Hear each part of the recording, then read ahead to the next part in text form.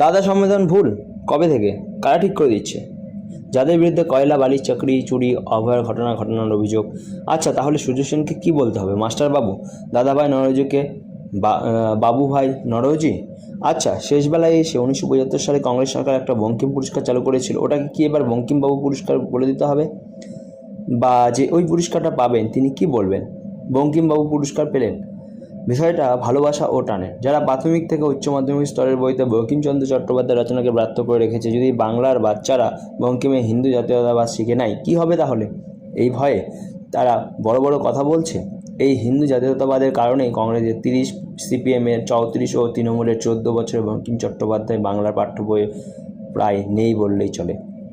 এই একই কারণে ওর নামে রাস্তা নেই প্রায়, ভবন নেই প্রায়। এই প্রশ্ন তুলেছেন ওর পরিবারের বর্তমান যিনি আছেন সজল চট্টোপাধ্যায়, যারা আনন্দ মঠের হিন্দু রাষ্ট্রের বোধকে বঙ্কিম হিন্দু বোধকে প্রজ্বলিত করেছে প্রতি মুহূর্তে। তাদের কাছ থেকে বঙ্কিমচন্দ্রকে সম্মান করা শিখতে হবে।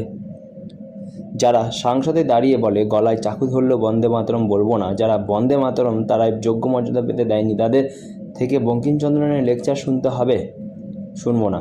দেশ স্বাধীনতার এত বছর পর বন্দে মাতরম নিয়ে কোনো আয়োজক ছিল, অনুষ্ঠান ছিল? কারা, কেন কোনো সরকার বন্দে মাতরম যাত্রা শুরু করলো? মোদী সরকার।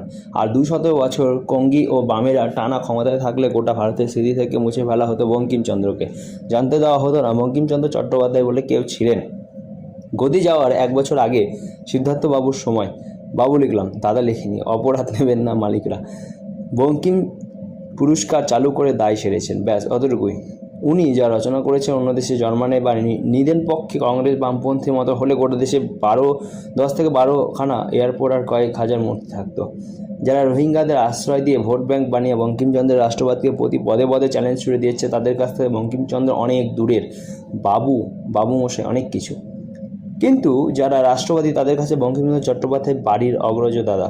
প্রধানমন্ত্রী সংসদে দাঁড়িয়ে একবারই সঠিক বলেছেন, মোদীজি জাতীয়তাবাদী, বঙ্কিমচন্দ্র চট্টোপাধ্যায় জাতীয়তাবাদের প্রাণপুরুষ। একজন রাষ্ট্রবাদী আর একজন রাষ্ট্রবাদীর দাদা বা ভাই হবেন, এটাই স্বাভাবিক। বঙ্কিমচন্দ্র বেঁচে থাকলে রোহিঙ্গা ও তার পৃষ্ঠপোষকদের বলতেন, বাবু নয়, আমাকে তোরা বরং স্যারই বলিস।